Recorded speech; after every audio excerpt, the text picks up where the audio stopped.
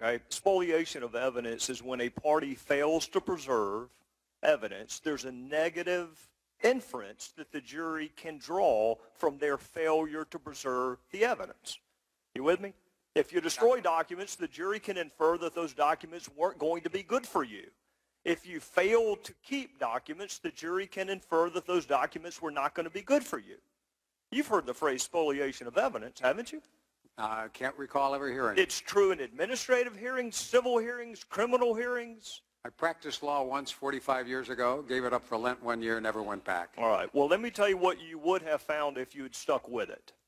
When a party has a duty to preserve evidence or records and they fail to do so, there is a negative inference that is drawn from their failure to preserve the evidence. It's common sense, right? If you destroyed something, the jury has a right to infer that whatever you destroyed would not have been good for you, or else every litigant would destroy whatever evidence was detrimental to them. Agreed? I'm not sure. I think if you destroy the evidence and people could prove it, it wouldn't be a good thing for your defense. Well, no, it's worse than that. The jury can draw, and they're instructed, they can draw a negative inference.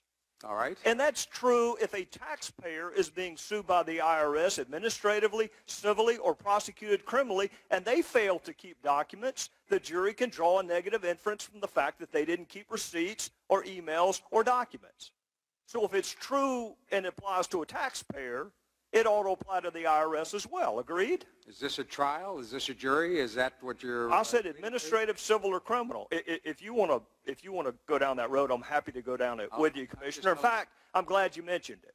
You have already said multiple times today that there was no evidence that you found of any criminal wrongdoing. I want you to tell me what criminal statutes you've evaluated. I have not looked at any. Well, then how can you possibly tell our fellow citizens that there's no criminal wrongdoing if you don't even know what statutes to look at? Because I've seen no evidence that anyone consciously... Well, how would you know what elements of the crime existed? You don't even know what statutes are at play. I'm going to ask you again.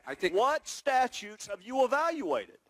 I think you can rely on common sense that nothing I have seen... Common sense. Instead of the criminal code, you want to rely on common sense. No, Mr. You can shake your head all you want to, Commissioner.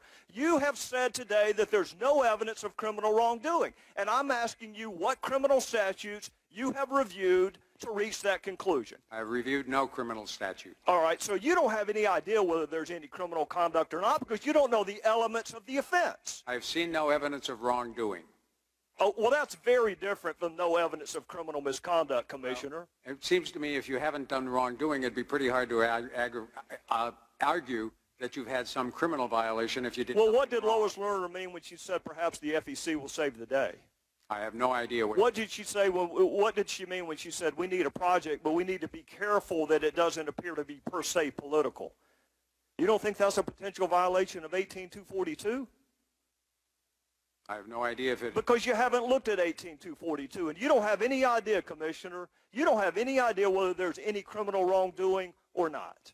With regard to the production of the evidence, the production of Lois Lerner emails, I have seen no evidence of wrongdoing. What else went on? Well, if there were, that would be a separate criminal offense. What else went on with Lois Lerner, I said in the past. So what you're saying is you don't have any idea whether she engaged in criminal wrongdoing. You're just saying that you did not engage in any with respect to the emails. I haven't seen any wrongdoing with regard to the production of Lois Lerner emails. But you are not saying there was no criminal wrongdoing with respect to the targeting of conservative groups. I want to be very clear. You're not saying that. I've made no judgments. So you disagree with the president when he says there's not a smidgen of corruption? There are people who have been making judgments both sides about whether there were... And you know what? I'm not one of those. I'm just simply saying we will never know because you didn't keep the evidence. The evidence was spoliated.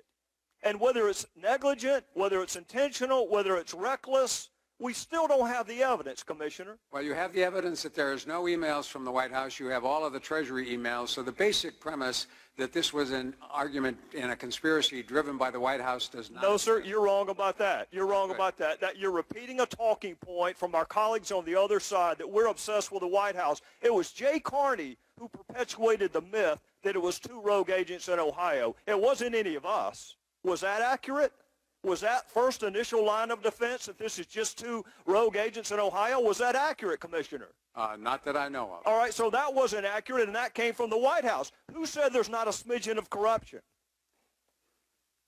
Who said that, Commissioner? My understanding is that was the president. Or it was the president. So that's Jay Carney and the president both inserting themselves into the IRS scandal. And you want to blame us for bringing the White House into it? I haven't blamed you at all. You just did, Commissioner. You just did. Well, it's a good argument. All I said was the White House has revealed there were no Lois Lerner emails. Treasury has given you all of their emails. So to the extent that the argument was that Lois Lerner was conspiring and emailing back and forth, thus far I haven't seen any. But you can be engaged in a conspiracy that doesn't include the White House. Gentlemen. Good. Time's up. Right. Thank you, sir.